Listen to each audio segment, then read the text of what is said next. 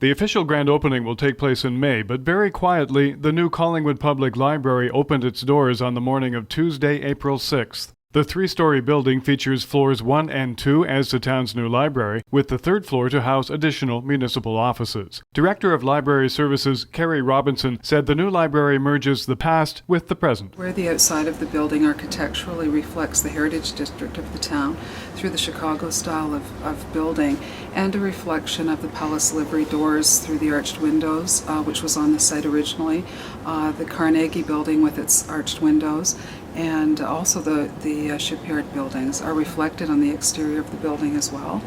When people walk from the outside into the building, it's where the past meets the present. Coming through the front doors, of course, they walk into a building which hopefully catapults them into the future.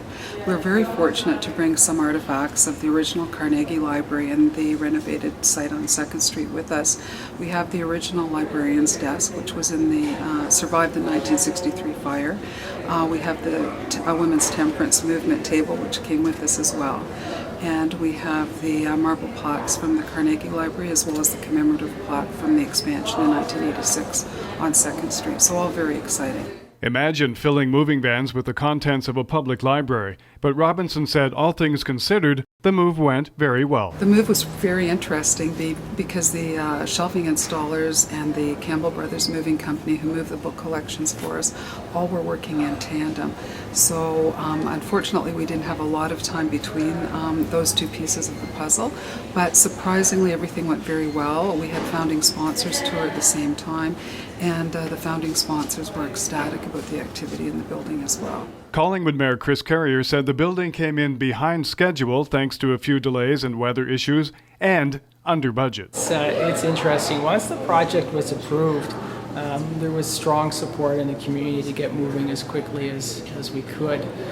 Council had set a budget for this complete building, which was about $9.7 million. The building, when we went out for tender, we were very pleased that it came in around $7.4 million, so a little over $2 million under what we had budgeted for. So that was a great start. And then in 2008, we had the digging of the hole and the laying of the cornerstone. And that's, as you're probably recognizing right now, that's just almost 2 years ago today.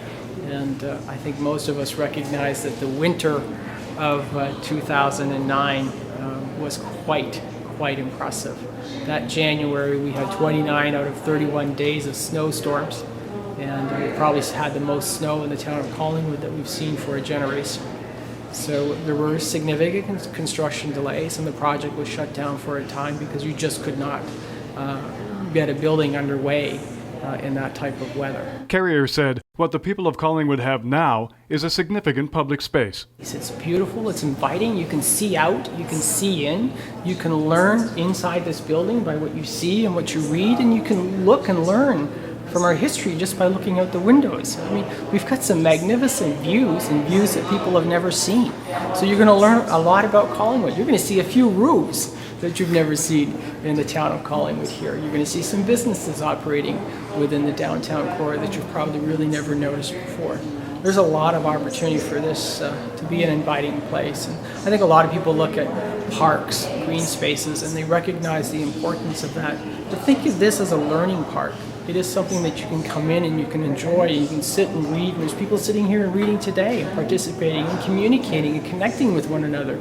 So this is a real people place in the town of Collingwood, and it's something that each of us, as we get to know this place and find our way around it over time, we're going to recognize that each day there's probably a treasure to find in this building, whether it's on the shelves, hanging on the walls, or somebody that you meet in a conversation that you have.